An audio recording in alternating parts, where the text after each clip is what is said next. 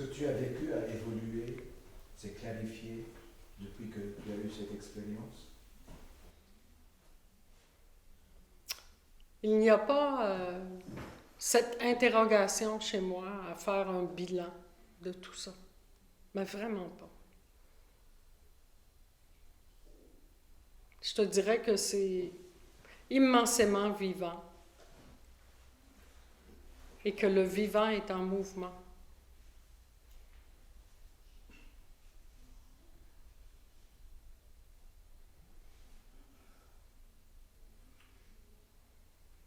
Donc, le témoignage que je fais n'est pas le témoignage d'une ouverture,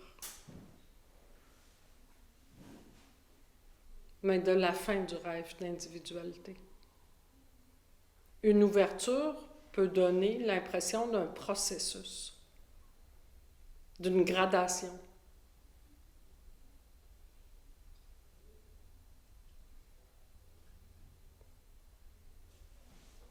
Tu veux dire que c'était déjà là? C'était pas ouverte, mais tu t'es rendu compte, non? C'est un état que tu as atteint?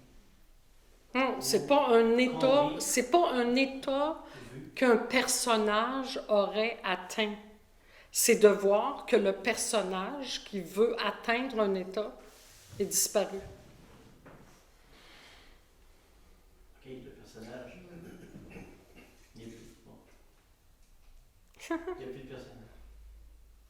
Il n'y a plus d'identification au personnage, mais pas du tout. Donc, c'est pas le personnage qui est en train de vivre quelque chose. Tu fais partie d'un tout, j'imagine. Ça, c'est drôle ce que tu dis. Tu fais partie d'un tout. Le tout ne peut pas être divisé en parties. Oui, Quand c'est quand même abstrait, là. Qu'est-ce qu'on parle de trucs et ça fait abstrait dans le cerveau. tu te dissolves dans un tout quand tu perds ta petite individualité. Non, tu t'aperçois que tu es le tout, que tu n'es pas la petite individualité. Pourquoi est-ce qu'on est tous pris là? Ben parce que c'est toi qui as cette impression d'être pris là. En fait, tu t'identifies à quelqu'un qui a l'impression d'être pris là. Oui. Et ça, c'est une erreur de perception, point final. Et ce qui est intéressant de regarder, c'est... Souvent, les gens m'arrivent avec des grands concepts, grands comme ça. Je n'existe pas, je suis le tout. C'est quoi honnêtement que tu ressens à l'intérieur de toi? Est-ce que tu te ressens pas comme quelqu'un de tout à fait individuel qui passe son temps à se battre pour que le monde s'ajuste à elle? Regarder avec honnêteté, c'est regarder avec honnêteté et arrêter de se conter des histoires.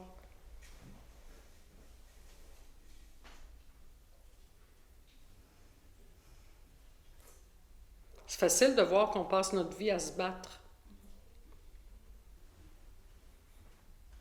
Madame? J'ai lu, entre autres, ton livre L'instant, La fraîcheur de l'instant, que j'ai trouvé magnifique. Est-ce qu'il faut arriver à un écœurement total du fonctionnement? Pour sortir du rêve, il faut que tu aies tanné, aller à l'extrême, là, dire se coller le nez sur le mur et dire là, je suis tannée, là, je veux plus ça. Ou bien si c'est encore c'est une bataille, hein, de se dire à tous les jours, moi je ne suis pas attachée à ce monde. C'est conceptuel, ça, hein? C'est Se bombarder de concepts de cette sorte, c'est très violent. Et c'est reçu... Ça ne fait qu'augmenter la folie qui est déjà à l'intérieur. Alors, allons-y doucement. On n'est pas en train de vouloir gagner le premier prix de la personne qui va, semble-t-il, s'éveiller. C'est pas ça du tout. Tu dis l'écœurement, je te dirais, Je te parlerai plus d'honnêteté, à regarder comment on fonctionne. Première chose, qu'est-ce qu'on veut? Qu'est-ce que tu Ben, veux? je veux être dans la joie constamment, être dans la paix. Moi, il y a environ 5 ans, je ne veux pas compter mon histoire, mais j'ai dit, je veux la paix, une paix avec un grand P, là. Pas du monde, pas une paix à cause de, à cause de, à cause de. Je veux une paix. Là, ici. Est-ce que c'est pas la paix permanente que tu veux? Oui. Est-ce que la paix permanente, c'est ton premier dossier? Est-ce que c'est vraiment ton premier dossier? Est-ce qu'il y a des conditions à la paix permanente? Est-ce que ton personnage a des conditions? C'est ça l'honnêteté, hein? Oui, ben, je me demande, est-ce que tu serais prête aujourd'hui à tout Pour la paix permanente. laisser, qu'il n'y ait plus rien? Faire la bascule, là, l'ego, le je, le moi, tout ce que tu voudras. Est-ce que tu es prête à le laisser complètement? À mourir, finalement. À mourir à toi-même, c'est... En même temps, c'est pas ça. Tu sais. Oui, je voudrais bien. J'ai un petit peu peur, là. J'ai un petit peu peur de ne plus être capable de fonctionner dans ce que j'ai à faire, là. Tu sais, j'ai une crainte. Mais est-ce que je veux mettre le pied dans cette... Tu sais, ta crainte, est-ce que c'est pas que si toi, quand tu parles de toi, là, est-ce que si toi, t'es pas là, il n'y a pas un risque que la vie fasse pas sa job? Oui, c'est ça. Ben parce oui. que j'ai toujours tout contrôlé. Et voilà. C'est ça. Moi, j'ai toujours tout contrôlé. À l'université, quand je travaillais, j'avais le contrôle. J'ai le contrôle. Je ne veux pas perdre le contrôle. Mais je tannais. J'en ai marre. J'en ai ras-le-bol de contrôler. Fait que là, est-ce qu'on peut faire... T'imagines si tu contrôles rien, finalement. Imagine si tu as juste l'impression de contrôler, mais qu'en fait, tu contrôles rien. Moi, ça, Là, tu vas avoir peur pour vrai, hein?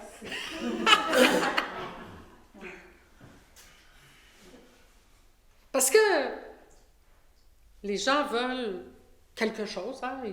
Ils vont dans des rencontres comme ici, et le but à l'intérieur, ben, c'est...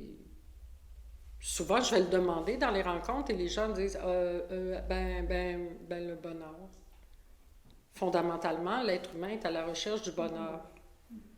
Le bonheur de cette personne est conditionnel à certains facteurs. C'était la même chose dans le rêve d'individualité, où je disais à la vie, montre-moi ce que tu as à me montrer, là. Là, je suis prête, là, mais touche pas à mes enfants. Parce que ça c'est non. Il y avait des conditions. Est-ce que vraiment, cette soif de vérité est plus forte que l'envie d'améliorer ou de satisfaire le personnage que tu crois être? Oui, cette soif de vérité est plus importante que ce qu'il y a autour. Ça, Donc, c'est c'est clair. vraiment le premier dossier pour toi. Oui, oui. Ah oui. Quoi qu'il arrive. Ouais. Donc, Oui. est-ce que tu as encore besoin de te battre contre quelque chose? Ou si tu peux simplement être témoin de ce qui arrive?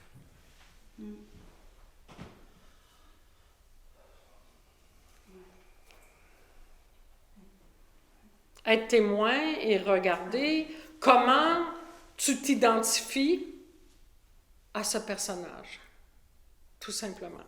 Donc, en partant, l'invitation que je fais, c'est que le personnage ne va pas rien acquérir. On ne parle pas d'une technique pour apporter une paix qui sera temporaire. On parle pas d'une technique qui va apporter un aperçu du nirvana, où on va se sentir plus léger et où on va voir des papillons là où il n'y en a pas. C'est pas ça du tout. Ça, là, c'était ça, les cœurs en titre chez moi. Les cœurs en titre, c'était de voir tous les moyens que le mental employait pour que je ne sois pas présente à l'instant qui était là.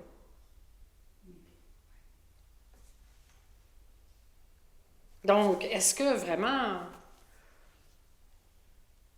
l'invitation est intéressante pour le personnage? C'est sûr, oui, ben oui, c'est intéressant. C'est apeurant parce qu'on n'est pas habitué, Et voilà.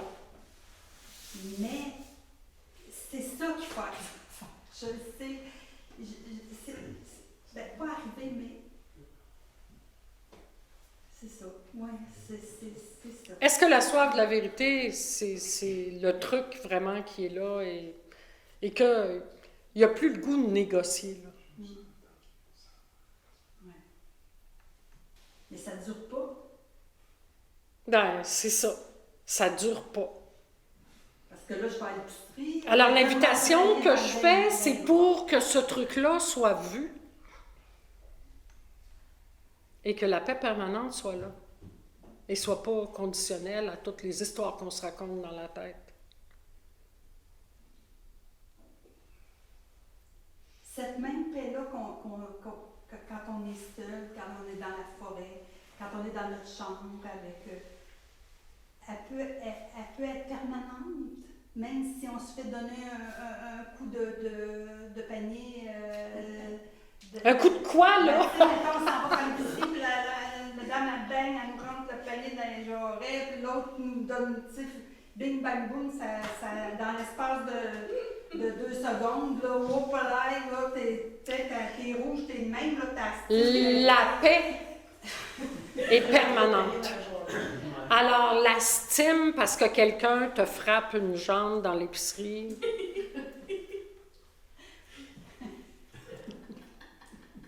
Est-ce que tu peux voir que c'est émotionnel? Oui, ok. Est-ce que tu peux voir que c'est émotionnel? Que tu es dérangé parce que la vie ne se comporte pas comme elle devrait à l'égard de la personne que tu crois être? Comment quelqu'un peut oser t'accrocher avec un panier?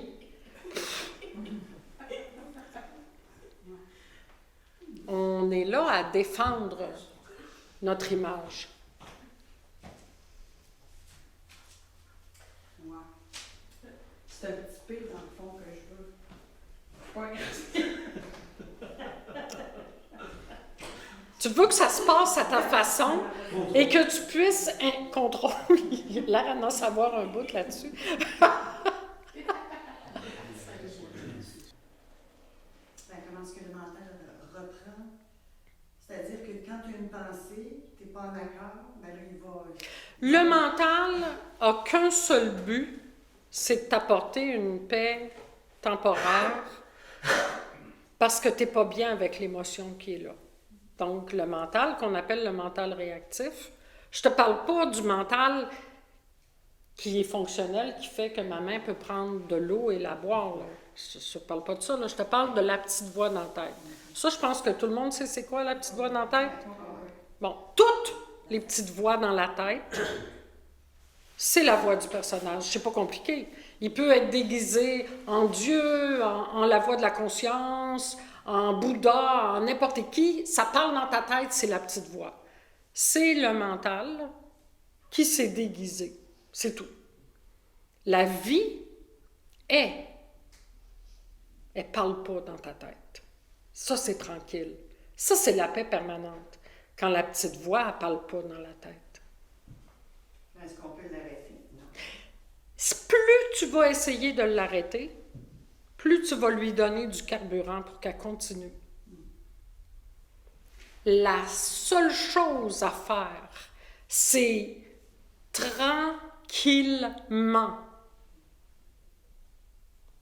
de la regarder.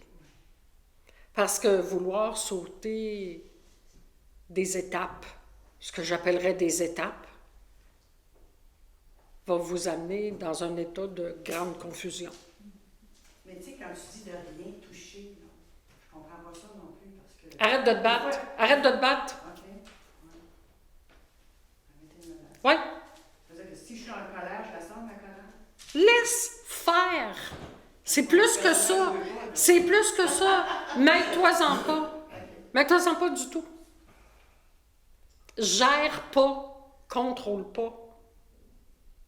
Mais regarde. Et Mais tu verras. Le chercheur ne veut pas se fâcher, tu comprends? Il y a comme un double personnage. Cher chercheur spirituel, Ouais. cher chercheur spirituel, qui s'est emmuré vivant dans son monde. Il ne faut pas faire ceci, il ne faut pas faire cela. C'est ça. Si je me fâche, qu'est-ce que les gens vont dire?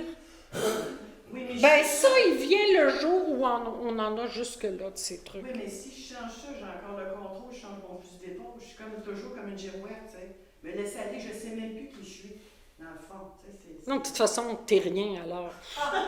C'est inintéressant de chercher qui on est. On est le mouvement. Donc, le mouvement, tu ne peux pas l'arrêter et dire « Ah, ça, c'est moi. Ça, c'est moi. Ce petit bout de mouvement-là, c'est moi. » Évidemment, la quête du chercheur, c'est de savoir qui il est. De laisser surgir en lui l'enfant intérieur, intouché, intouchable. Ça aussi, ça donne la nausée, finalement. On a-tu lu des livres? Hein? Ça nous met jusque En fait, ça soulage pour un bout de temps. N'importe quelle technique que l'on va faire, n'importe quelle bonne bouteille de vin qu'on va prendre, ça va calmer le pompon et on va se sentir bien un petit peu. Et là, on va dire « Ah, la vie est belle! » 3 heures plus tard, ça y est, c'est recommencé. Les techniques spirituelles, c'est souvent la même chose aussi. C'est des plasters. C'est des plasters. Du moment qu'on a un jugement ou qu'on se donne une réponse, c'est notre personnage qui joue ce rôle-là. Je donne un exemple de ce qu'elle disait tantôt. Quand je m'en vais dans le bois, je suis bien, là, je suis en paix, mais c'est son personnage qui fait croire qu'elle est en paix. Ouais. Encore là-dedans. Fait qu'il y a un contrôle. Il s'agit juste d'être. C'est tout. Il s'agit juste de voir qu'on n'est pas capable d'être. Ouais. Ouais. Il faut regarder, il faut être observateur. Ouais. Il faut être très observateur. Oui, parce que la paix dans le bois, je connais bien ça, hein? Je suis née pas loin de chez vous. Là. Ouais. Donc, même enfant, je m'en allais dans le bois pour avoir la paix. Là. La paix dans le bois, c'était l'opposé de l'agitation, tout simplement. Donc, le personnage qui est identifié au corps vit dans cette dualité et aura les deux côtés de la dualité. Toujours. C'est tout et ça ne va pas changer. Point final. Une fois que tu vois ça, que tu es dans une trappe, tu ne peux pas t'en sortir. Ben, si tu t'en sers pas, c'est que tu es encore dedans, c'est tout. Ok. Tu as encore cette impression que toi, le personnage, tu as quelque chose à faire. Fait que ça va tomber quand ça va être mieux. Ça tombera quand ça tombera. Le rythme est bon. Faire confiance en la vie.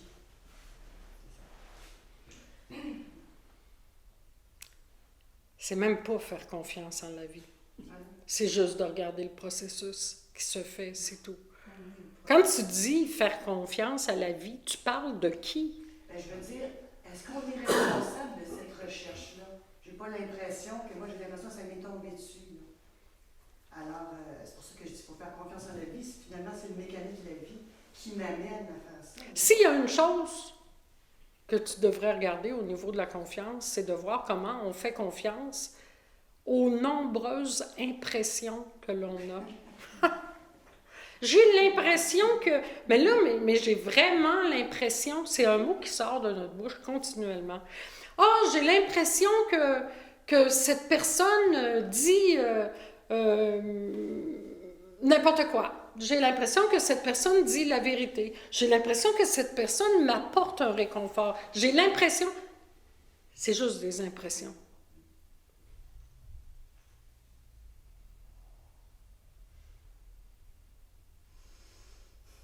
Alors, est-ce que la question est vraiment si intéressante de savoir, est-ce que c'est ma volonté personnelle qui m'a amené à la recherche spirituelle? Ben, j'en sais rien.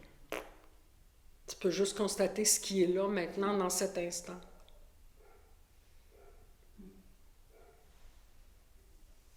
Je suis curieuse, c'est quoi ton quotidien? Est-ce que tu fais les mêmes choses que nous? Non, mais j'imagine que tu manges. C'est totalement inintéressant. La vie de cet organisme ressemble à la vie de n'importe quel organisme. Donc, je te jure, je me lève le matin, je vais au petit coin. Le travail, les enfants. Ma les fille, mon petit-fils, le conjoint, pelleter la galerie, faire la soupe.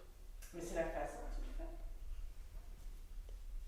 fais. T'es là. Qu'est-ce que tu veux dire? T'es là, c'est tout.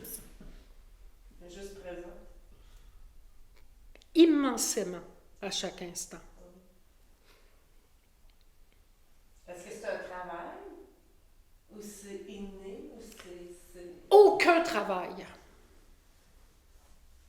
Aucun besoin de me dire, Betty, reviens à l'instant là. Betty, fais attention à ce que tu vas dire. Ça n'existe pas. Hein, Jacques? C'est vrai. On ne fait pas attention à ce qu'elle dit. Ça se fait, point. La tête n'est plus là. Elle sert-tu qu'à quelque chose, la tête? Tu parles de quoi, là, quand tu parles de la tête? Pour toi, la tête, c'est le décideur. Pour toi, la tête, c'est le chercheur. Pour toi, la tête, c'est le penseur. C'est celui qui décide et c'est celui qui crée sa vie. Mais une organisation aussi. Regarde! C'est pas devenu un handicapé mental ici, là. Non, mais il y a une organisation à faire dans une journée. Puis tu penses que c'est pas capable, là? Non, c'est pas ça, je sais. Dans l'instant, là, c'est immensément fonctionnel. Il n'y a pas aucune histoire qui est racontée par rapport à... Tu vis le moment présent et c'est tout. Mais c'est bien assez. Puis si tu es en train de faire la vaisselle, c'est ce que tu fais. Si tu es en train de cuire des aliments, c'est ce que tu fais. Rien d'autre, je pense pas à de tout, mais c'est ça. Mais Il n'y a pas la petite voix dans la tête, tu sais, qui dit « Oh non, j'aurais pas dû hier faire telle affaire. Peut-être que si j'avais pas fait telle affaire, ça aurait changé ma destinée. Oh, j'aurais pas dû épouser tel gars parce que sinon... » Tu sais, comment... C'est la folie, là. C'est pas là. Et puis là, où tu t'en occupes? C'est pas là. Elle n'est pas là. Quand je dis la machine est cassée, elle n'est pas remisée dans le garage pour une couple de jours. La machine est cassée, elle part plus. Tu dois être bien moins fatigué que nous autres. Ah non, mais c'est fatigant, tu dois penser à hier, puis à demain, puis à hier, puis on est toujours là-dedans. Hein? Hier, le passé puis le futur, le passé puis le futur, le passé puis le... Tu sais, on est toujours là-dedans. Tout le temps. Et que là, on traîne un passé, on espère un futur, on change un futur, c'est fatigant, là. Moi, je suis épuisée. C'est ça, finalement. Je suis épuisée. Je fais rien, puis je suis épuisée. Je suis épuisée de penser. C'est ça. Ben, j'imagine. En même temps, tout ce que tu as à faire, c'est de regarder cette machine qui pense sans arrêt. J'ai hâte qu'elle casse. Et je te dirais de la regarder avec un œil d'indifférent. Ouais. J'ai hâte qu'elle casse, ben c'est le personnage qui a hâte qu'elle casse. Le personnage est impatient. Le personnage, il veut ci, il veut ça. Il est impatient, là, tu sais. Il voudrait bien que ça arrive, là, bien de même, là, parce que j'en connais, j'ai côtoyé des gens, pas côtoyé, mais en tout cas, des gens qui ont, comme toi, arrêté la machine, casser la machine, puis là... ben, Ici, il n'y a personne qui a cassé quoi que ce soit. Ça s'est cassé. Hein. Donc, c'est pas quelque chose qui part de ta volonté c'est personnelle. ça. Ouais. Bon. Ah bon, oui.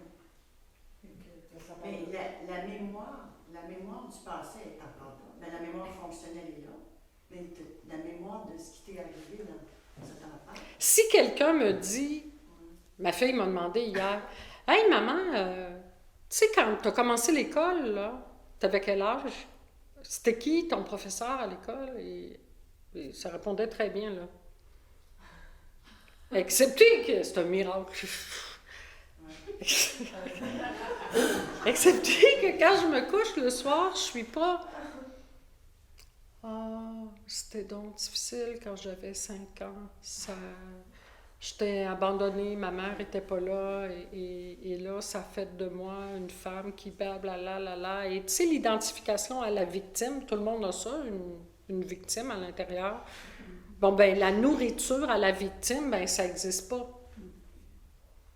Donc, il n'y a pas une mémoire émotionnelle.